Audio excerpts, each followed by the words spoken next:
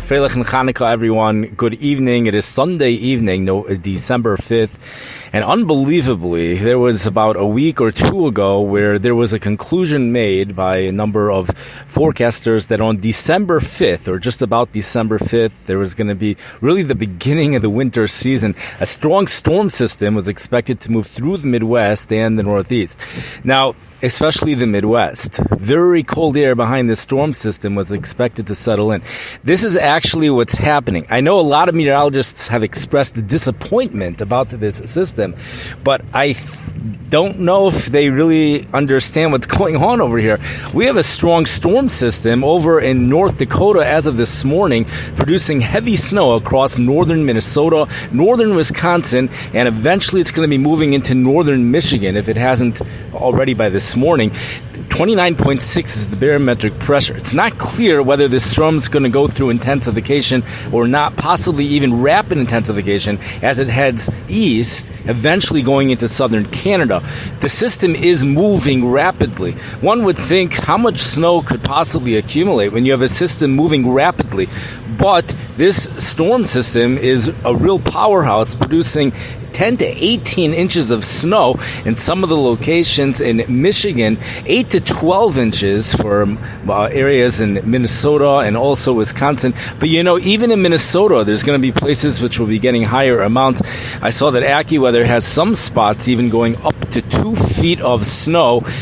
This is certainly a heavy snow event, especially when you consider that this storm is moving more quicker than usual. On the southeast part of the storm system, we will be getting a development of thunderstorms as what usually happens in the springtime and even in the month of November. Although in this particular situation, it's taken a little bit longer for these storms to develop. Just a little bit. The Gulf moisture has finally moved up along the front. I would imagine there had to have been plenty of Gulf moisture available for the snowstorm. But there's another place where the moisture is also coming from in regards to the blizzard up in the northern Midwest. That's the Pacific Ocean. So they have a combination of Gulf moisture and Pacific Ocean moisture, and that's going to, along with the storm dynamics, it's going to be responsible for bringing all of that heavy snow. There are areas where there's even blizzard warnings in effect, and most of the areas, however, have winter storm warnings. The thing is that winds are expected to be strong and gusty ahead of the storm system. Then they're going to calm down for the upper Midwest as the actual center of the low pressure system moves through, almost like a hurricane, like the eye of the hurricane. And then, after the thing moves through, on the backside, the winds are going to pick up she'ein kamohu. The winds are we have wind advisories, high wind warnings. We have all different types of stuff. We have a wind advisory in effect here for Chicago. It's a strong cold front. The front associated with this storm system will be moving through the Chicago area tonight. Will be bringing the rain to an end, possibly some snow flurries expected after that. And then the Arctic air settles in for all of these areas. The real core of the cold is going to stay in southern Canada and the upper Midwest and northern plains. And wow, is it cold, with temperatures dropping. I saw some areas where the temperatures are expected to drop to the actual temperature 25 below zero. We have wind chill advisories in effect for parts of Montana, where wind chills will be dropping to 25 or 30 below zero. This is not the only place in the country where we have those wind chill advisories and warnings. But before we go on to discuss the other part of the country, which is getting those wind chill advisories and warnings, we're just going to talk a little bit about the southeast side, where there's a severe weather risk that's going to be taking place, especially in Memphis, Tennessee, Little Rock, Arkansas, and northern Louisiana. There's like that little triangle where that's the place where you really have to pay attention to most, because although there's a circular area, in any area within that area in Louisiana, Arkansas, and Tennessee could expect thunderstorms, possibly even severe, with strong damaging winds, especially since the storm dynamics will be taking full advantage of the strong winds which are just above the surface, bringing them down to the surface in large hail for sure. Whenever you have strong winds and you have temperatures it's not even the summer. Even in the summer, you would get large damaging hail, but this time of the year, They kind of go together.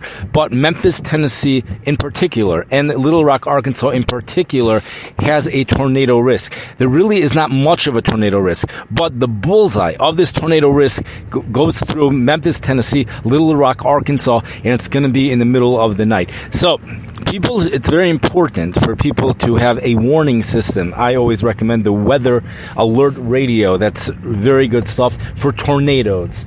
I think for the other purpose of the weather radio is for weather enthusiasts who just love to hear about exciting stuff. But for tornadoes, it really is important, especially in the middle of the night when there's a tornado risk in the middle of the night. That's something that those alarms are powerful, and those things are probably the safest way to go. You'll hear from a number of people living in the southern plains where they say that these radios have saved their lives. So these are very important to have. Also important to have the weather alert, not just the weather radio, the alert part where the National Weather Service sounds an alarm, which would actually wake you up in the middle of the night. Anyways, let's move on to discuss what's going to be happening after this.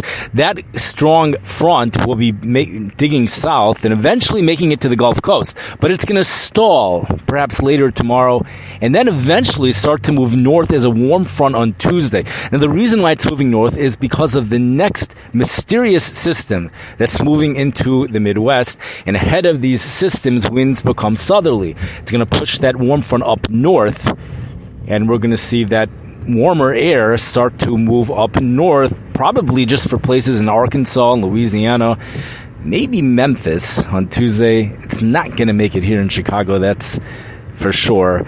It's not going to happen. In fact, here in Chicago, if anything happens, it's going to be snow. You know, at one time, there was a tremendous potential with this system, so they thought, of a solid 6 inches or more of snow. But the system is a little bit mysterious. There's still doubts this far out. It's not really that far out anymore. And there's still doubts in regards to what exactly is going to be happening with the system. It seems like, as of now, there's not really so much moisture with the system. On top of that, there's a lot of dry air on the surface. So even if precipitation does fall, which would be falling as snow here in Chicago, a lot of that snow will be evaporating before it touches the ground. So as of now, what we possibly can get out of the system will be the very first snowfall of the season. The very first measurable snowfall of the season is likely to take place, or certainly there's a possibility of it taking place here in the Chicago area, northern Indiana, and at places around here for Tuesday evening, maybe Tuesday night. That's really the most exciting part you could expect right now, is merely just a measurable snowfall. It doesn't seem like there's going to be anything too significant with this system as of now, but they still have unusual doubts, which even though it's only 2 days away, even less than 2 days away. Now, so in response to the system, we have that front in the Gulf Coast moved back up north. We have a storm system that's going to be moving along the front, which is stationary pretty much on the Gulf Coast. That storm system is going to bring heavy rain to much of the Gulf Coast, so a half an inch to an inch, some areas more than an inch. Then it moves off to the southeast part of the United States. That storm system will be taking two possible tracks, and then there's two possible scenarios that can get set up for the East Coast. One of them would bring heavier precipitation to the coastal cities. No thunder except for Rhode Island, except for the Nantucket area, or Rhode Island also. Possibly some thunder over there. Not much snowfall, although there could be some snow just east of the Appalachians, and also especially in the western parts of New England. The other scenario brings the storm system over to the mid-Atlantic area and then pulls it way out to sea, in which case the precipitation will be lighter. Even in that case, there still could be some snow with that system. So there is a connection between that system and the storm system today in the upper Midwest. The connection really is, I believe, is that strong front that's going to be moving to the Gulf Coast from the storm system in the upper Midwest.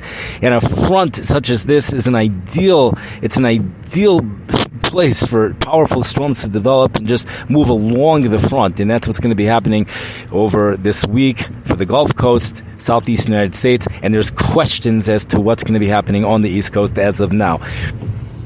Moving right along here, we said we're going to be talking about another area where there's wind chill warnings and wind chill advisories. I also want to point out, though, there's another two areas where there are blizzard warnings in effect, not just the upper Midwest. Okay? One of them is in Alaska. In Alaska, right? So blizzard warning, it's a little exciting. But when you hear the details of this blizzard warning, it's more than just exciting. It's a heart-racing experience. It sounds like a medrash. It's mamish like a medrash. 20 inches of snow overnight. At one point, another 20 inches. It's like a plop of just 20 inches over, what is this, like an 8-hour period. Later this week, total storm accumulations between this particular winter weather event for northeast Prince William Sound from this evening through Tuesday is expected to be 16 to 30 inches. But, the snow is just going to continue for most of the rest of the week, just light snow, but another night of 20 inches later on in the week. Alaska has been unusually cold over the past several weeks. It's not just it's been unusually cold, but there's been a lot of consistency, so much consistency that for many cities in Alaska, it's at its top. One second, someone's calling this thing. It's at its top. The top 5 coldest Novembers for many cities in Alaska. I see that someone's trying to call on the very same phone that I'm making this podcast, so I'm going to try to quickly bring this to an end. We're going to go over to the blizzard warning in Hawaii. The last time there's been a blizzard warning in Hawaii was 2018. We have a Kona low pressure system. This is a unique low pressure system. People should look into it. I wish I had more time to talk about it here on the podcast. It's a dangerous storm system where winds come from the opposite direction in Hawaii than what they usually come from, bringing a lot more tropical moisture to the Hawaii because winds are from the south instead of the east and northeast. It also affects the city in terms of the upslopes and the downslope precipitation of the mountains. They're occurring on the very opposite parts of the mountains than what they usually occur. So we're seeing a big change, and there's actually been a drought in Hawaii.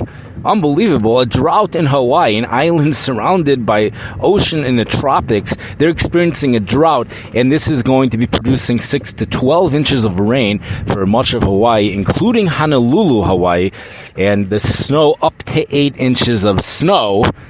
But the blizzard warning, I wanted to go without sound effects, but we need it for this one. The blizzard warning, 8 inches. Why is there a blizzard warning? Let's go right now. Drum roll. Blizzard warning for 125 mile per hour wind gusts in Hawaii. In Alaska, we have up to 70 mile per hour wind gusts for that blizzard. And one final point, we have unseasonably warm air ahead of this storm system here in the southern plains. Amarillo, Texas is almost breaking a record, possibly even a record high. Rio Grande Village, Texas, Palm Springs, California, forecast high 86. As of an hour ago, it already was 87, and the record high 89 degrees. So we're certainly seeing unseasonably warm temperatures ahead of this storm system. Temperatures again 25 below zero. Here in the regular United States, not just Alaska, Fairbanks, Alaska, 50 below zero according to the National Weather Service of Fairbanks, Alaska, wind chills of 50 below zero. But in these places around Fairbanks, the winds are between 1 and 3 miles an hour. So wind chills of 50 below zero. And with that, I will be bringing this podcast to an end. I wish everyone a wonderful Hanukkah for the final day.